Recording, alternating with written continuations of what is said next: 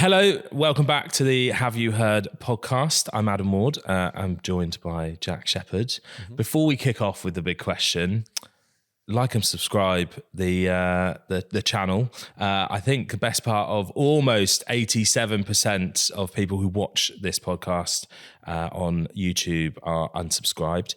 So do give us a like and a follow and all that good stuff. The other thing as well is we really want you to get involved. So if you've got any thoughts, comments, feedback on the stuff that we talk about, drop them in the comments. Also, if you've got any questions as well, drop them in the comments.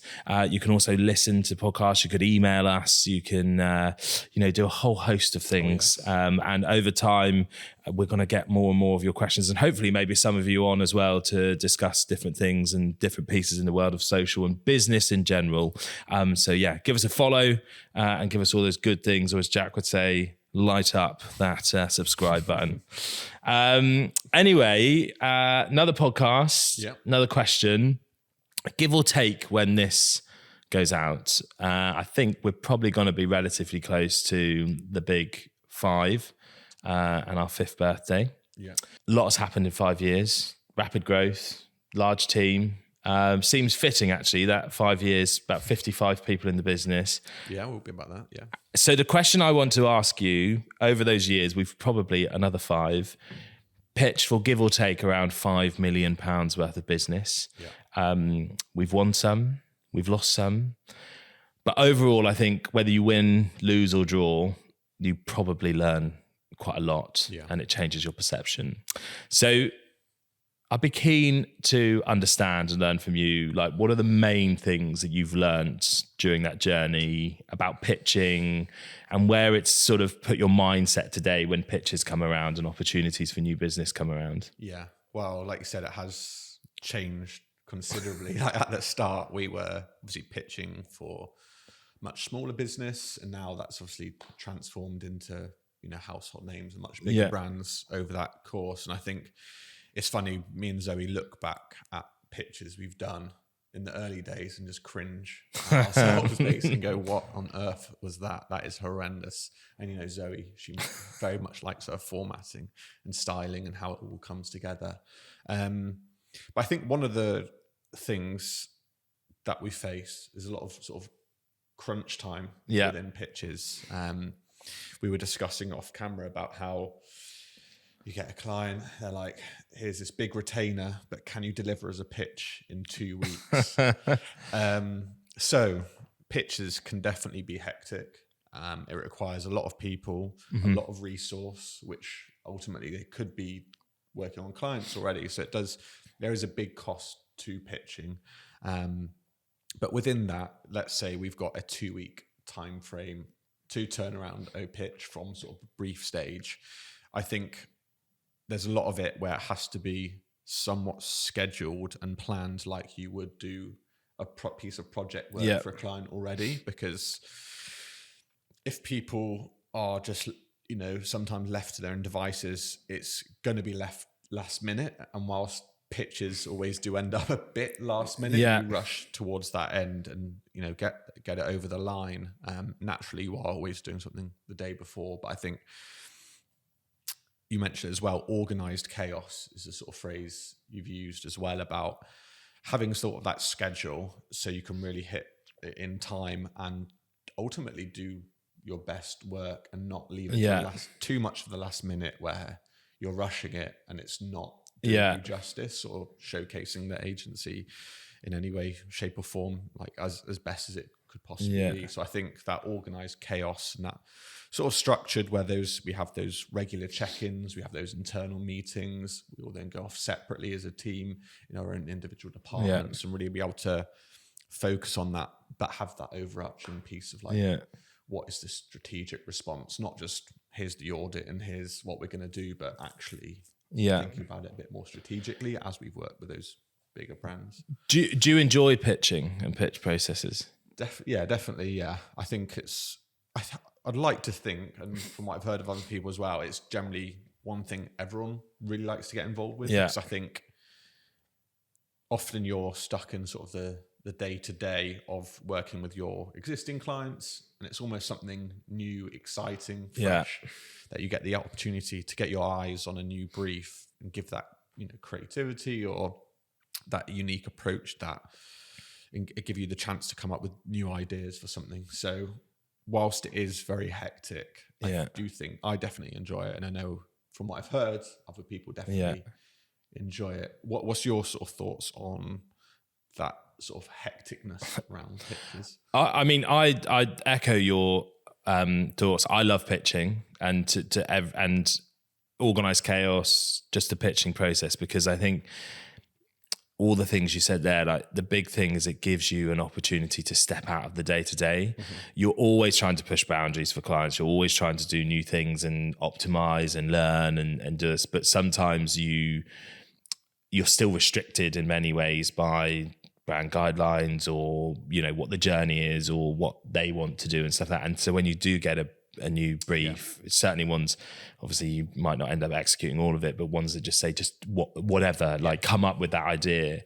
It's amazing. It's like the most exciting thing really in agency world, because you can literally do everything. But I think also for individuals and teams, whatever level, it just gives you a refresh and a moment to look at a platform or a channel or something in a completely different way. And also we talk every day, all the teams meet and talk every day about like what's trending, what's new. We do a wonderful newsletter, which you can subscribe to, which each week, highlights new features and platform stuff. Now we tell our clients all of these things, but being able to actually activate them and do them can sometimes take longer than we might like. But pitches allow you to take all of that and go, actually, we would do this. Like we are going to take the step in the right direction. In terms of like the organized chaos, I think through experience, I can count many occasions where, when they've been really formulaic, you 9 times out of 10, I would argue you don't win them because you're really prepared and there's no, you're just not, so you're just sort of like not in it, it's sort of like, like anything in life, it's just like, oh, it's just another thing. Whereas when you do have that buzz and that organized chaos, that's where you want to be. Organized chaos is not good. Organized chaos still allows you, and I've had experiences where you're sat on the train on the way to a pitch and someone goes, I had this idea last night, and you're like, right, we'll throw it in. And I remember doing early years doing a similar situation, and when we won the business, we asked them why, and they went, because you had this idea and we really loved it, and it was it was 2 hours before, but because we had got the structure and everything, we could make it work. And I think when you have that, it just allows people to riff, and so it's a great moment. And I think but there's I'm sure there's other bits of learning to it. It's sort of making sure that it's controlled in a way that, right, we still need to respond to a brief and things like that, which I suppose in a way probably is maybe another thing which has changed over time in that understanding of briefs and the response, what you're actually trying to do. It's not one size fits all. And I think if I look back, whether through Social Shepherd, but also years gone by, where we've probably fallen short, sometimes it may have been because it was just a bit of a formulaic approach rather than really understanding the brief. Yeah. Like, do you think that's been a big change for you as well in terms of how you've approached a brief and tackled it and got the information and detail you need? Yeah, I agree on that. I think sometimes, like, I very much believe that, we were probably the right choice in terms of our offering and actually what we deliver past actually winning a pitch stage. But I think where we have a few times where we have fallen short, it's just we've not been able to pull out that one bit of information that was really key as a part of that brief and not answered that in a really succinct way. And I think where people win clients is truly understanding what their challenges are, what struggles they're facing. If they're working with an agency, why is it not hitting the mark? What is their real reason behind moving? And I think also aside from that is like who's written the brief, who are we like responding to, like who's the decision maker as a part of this, and what are they truly looking for? You know, what does success look like to them? What are they looking for as a part of that pitch and proposal, to really see and understand, to get a better understanding.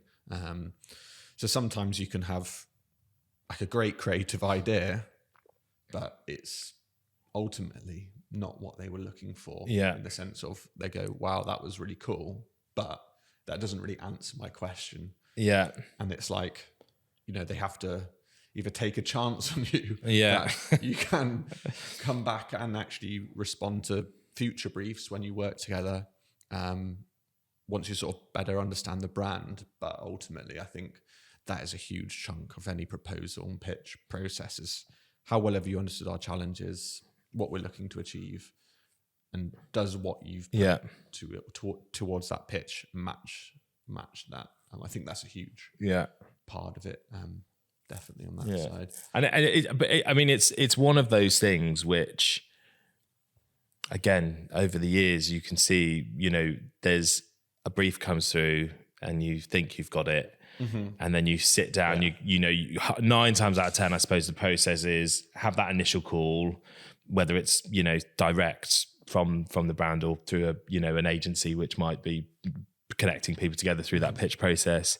Have that initial call, get the brief, you think you've got it, then you jump on a call with the client or whoever, and you start asking questions, and you're like, well, wait a minute, you know, actually the definition of reach has changed here, because we thought it was this, but actually it's not. It's they're seeing it in this way.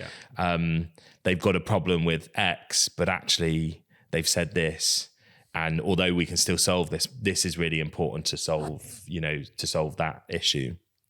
And again, to your point, you know, it comes back to when you then go into that pitch, you go, right, we've got a real response here, which actually answers more than just what's on paper. And, you know, it's that trickle down effect as well. You know, like you say, the CMO or, you know, the business has this overarching plan and idea, but they're probably not writing the brief. So it's this, you know, it's a distilled response, you know, but a distilled response that misses that key information sometimes. And that, you know, when you go into a room and then you pitch something and then it's got the person who has set the task but hasn't written the brief, and they go, this is all lovely, but wait, you've not, but the question then is, well, have we asked, or how do you approach it? So we've had it as well where, you know, throughout the whole comms, throughout the whole process, as being with sort of like a marketing manager, and all of a sudden they're like, oh, I'm going to invite these 2 or 3 directors along. And you're like, wow, I've never spoken to them. Obviously you're happy for them to join, but we've never had the chance to speak to them to really understand what they're looking for in there. And realistically, they're probably the ones making that final decision.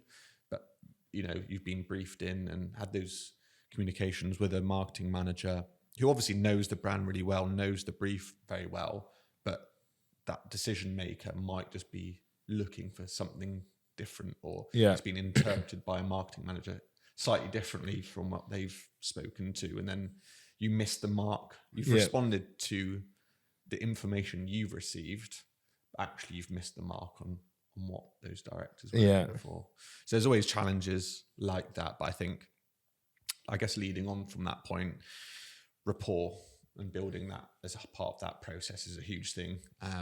People don't just want to work with an agency or a business that can do the job well. They want to ultimately enjoy working with you as well. They don't want to work with a team that they're going to dislike or find boring or whatever that may look like. They want, you know, everyone wants to enjoy what they do in their work. So, and a big part of that is who do you work with? Not only in just like, you know, your own colleagues, but also who your suppliers are, you know, customers and things like that. You want to get on with those people. And I think that's a big part of the decision. You know, what's the chemistry like? Do we feel like we're a good fit? We've got the similar sort of values.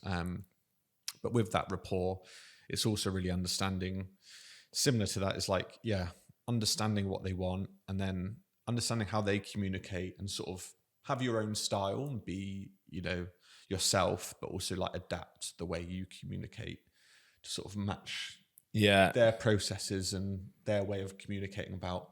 It could be as simple as particular metrics that they're talking about, and how do you align how they view a certain topic internally.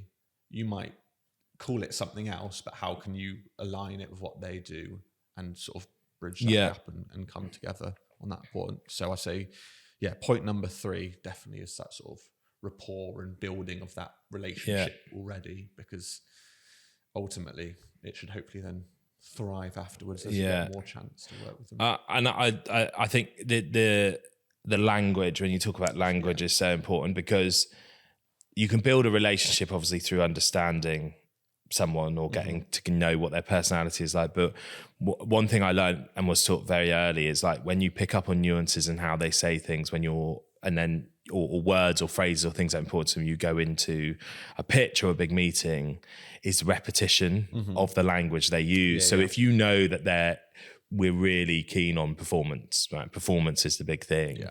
It's even when it's unexpected so we're going to show you a creative idea, but this creative idea we think is going to work really well because it's a real performance driver. That's all they're taking from it is the Okay, they get it. So they're seeing an idea straight away from, we've approached this from a performance perspective. And so you're just taking like words and phrases and twisting, and say twisting, but utilizing their language, to rephrase it, to work and reassure. But also it's a great way to work out and put a stamp on the fact that your idea answers the brief and the question that they're sort of wanting, the response that they need, or solving their business problem, which is so, small things, but makes a massive difference. Unbelievable difference. And the other one as well is also, I think you've got to be confident in when you meet people and understand how people are, is how you pick your team to build that rapport. And, as an individual, if I go onto a call, meet someone, it's that comfortability of this person speaks the wrong language. I don't understand what they're saying, so I'm probably not the right person. We might get on really well in a day-to-day sense, but from a business perspective, it's all, jargon and stuff to me, which I don't understand. But actually, that person would be really good here. So you just like those kind of bits as well, I think are really important with building that relationship and that rapport. When you go into a room, you've got a team that understand them. And if you do win the business, you've got to work with them for 12, 18, 24 months. Like you want a relationship with them, which is, the languages are the same. You understand where each other are coming from, but also at some point you might have to have a difficult conversation as well. And that's, those are all so important to build up. Is there any other things that you think of in terms of that pitch process from?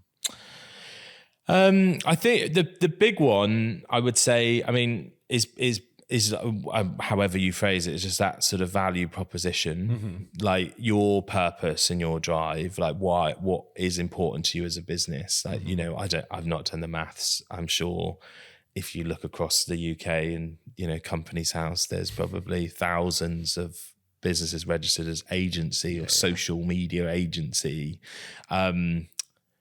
It's what makes them different and unique. And like anything, you take the industry of comedian or comedy, there's comedians that, dishing out the everyday, there's one-liners, there's satire, there's something when you own a space and you get really good at it, there's a connection that you have. And I think when you've got a proposition and a purpose that isn't just slapped on the wall as you walk in the building of your agency in your office with some slogan, and it's not just a load of, fluffy words strung together to make a nice, sentence or something. It's honest, it's true, and you can represent that through, not just how you present your work and you pitch and your ideas, but also how your culture and your business is built. Having that is so important because, pitch process might start with 10 agencies. They're all the same. They're going to whittle down. Like, everyone's what's your bit? That's service. What's your and look, you can have it, and sometimes it won't be right, for the company. You know, they might not be looking, again, we just talked about, you know, the performance side of things. You might go up against a social agency, which is purely, we guarantee performance, right? And they, you know, everything across their business, you know, everybody who works for them is in the gym at 6 o'clock in the morning, you know, like it's a military operation, how they run their business. And when they present their slides, you know, it's boom, boom, you know, and somebody may sit there from a brand side and go, oh, that's it. That's what we want, because they are performance driven. Whereas you may go in and you're not, like, then, you know, you're very human behavioral led, and they, you know, that just sits more with them. But it's the ownership of that, which I think is so important, which steps, you know, the difference. For that reason as well, it's actually okay to lose pitches sometimes. Yeah. Like, you can take it on the chin, but also realize maybe it wasn't what we thought was going to work in the beginning stages. Actually wouldn't have worked in the long term if we won it. Yeah. So maybe it's all worked out for the better. I think you can take a positive from it because you've learned a lot through that process anyway, but you can go away and say, we probably weren't right for each other for this and this reason. Yeah. Which has become more apparent now that we've had these conversations. And I think one of my last points is you only want to pitch for something that you either believe is a fit or you're going to win it anyway. You have to have that belief. You can't go into it going, hope I win this. Obviously, sometimes there's, you know, big clients who you know the likelihood is who you're going up against. And obviously it's tough competition. It's going to be, you have to go for it. But you have to have that belief that you're going to win it. But also accept when you don't win it and think, maybe I got it wrong slightly. You weren't the right fit for this reason. And just be okay with it. I think it's fine to lose. You can learn from it. Hopefully, obviously, you win the majority, and that's what a good business will do. But you're going to lose. Yeah, accept it, understand why, and then take that forward with you from there as well. And has your perception changed? Like, now your approach to, let's say, perception and approach to pitching, in terms of really wanting it or needing it. Like, I obviously I don't want to put words in your mouth, but I presume like the first 2 years you're just like, get money. Where's the money? Like, you just want to make the business work. You're still finding your feet. It's anything and you almost want to say, you know, just where's the money? You almost want to do it to, you've got to justify things. But I do feel, you know, there's a sense now that you and Zoe and the business, it's not just a 1 year plan, it's a 5, it's a 10-year plan. There's objectives within the business as well of, you know, we know what kind of clients we have, we know sectors we want to go after, we know, but as a business, we're also, you know, there's a lot of work that's going into shape our influencer offering. The paid team are constantly moving and you know, outdoing themselves. You know, we're creatively producing things, like everything is, and so does that therefore have an impact on who and what you go after? And I suppose also wanting it for different reasons, right?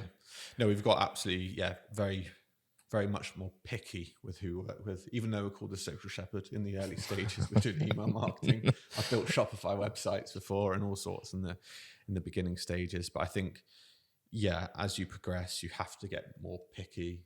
Again, that builds into your proposition of like, who do we go for? What's the type of business we want to work with? Who excites us? Who excites the team?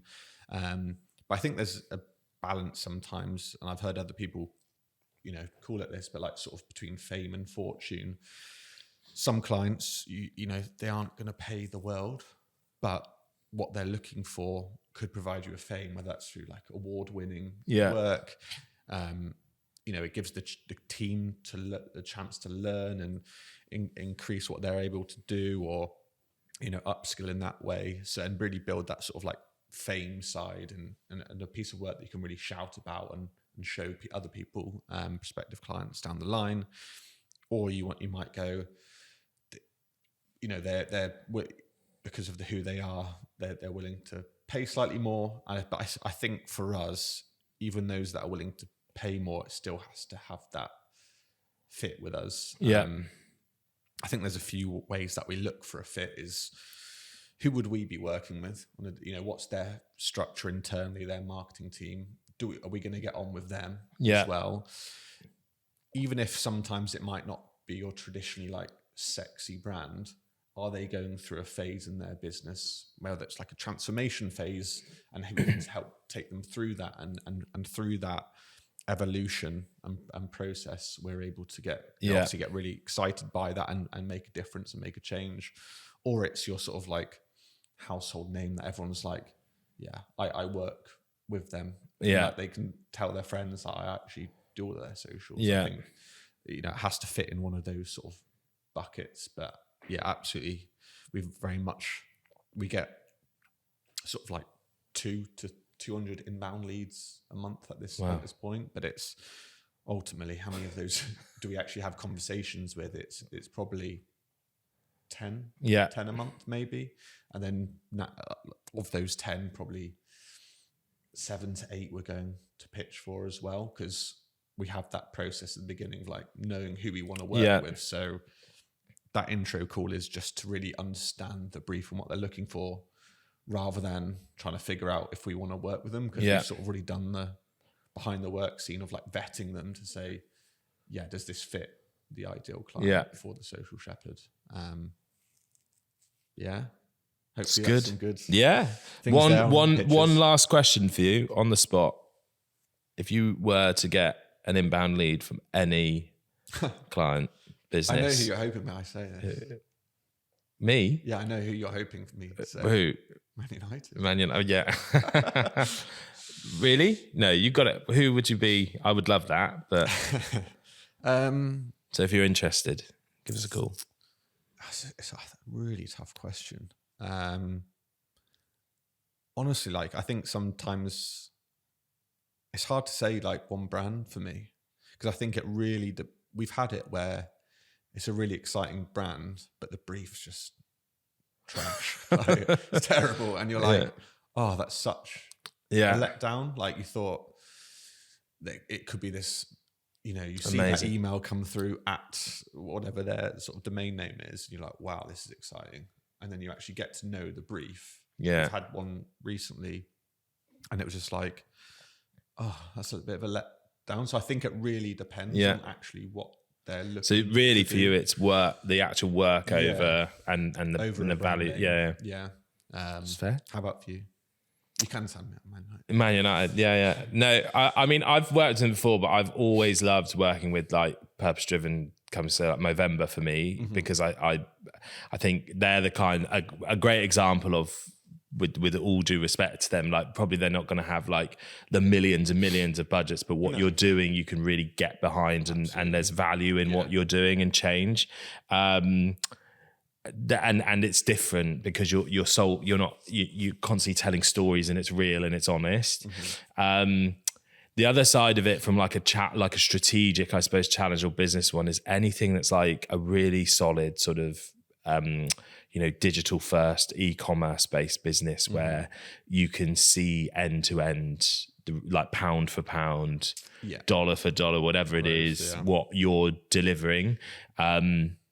Because that for me is so exciting, where it's just on a plate for you to continually grow and develop, from creative to strategy, paid influencer, whatever it is. Managing that whole thing, you can really understand. Whereas the bigger brands, ultimately, they might be doing TV, and it's like, we can understand that on the paid side how much revenue we're driving, but there's a broader piece. There's so many other influences that are affecting the activity. So I'm with you on those two as well. Good place to wrap it up. Lots of good stuff there. For those still with us, thanks for listening. As I said at the beginning, these podcasts are great for us to do, but also we love your involvement as well. So if you've got any additional things that you've learned from pitching over the years or experiences and stuff, do drop them in the comments. Reach out, email us, whatever it may be. We'd love to explore those as well. And hit the subscribe button. Light it up.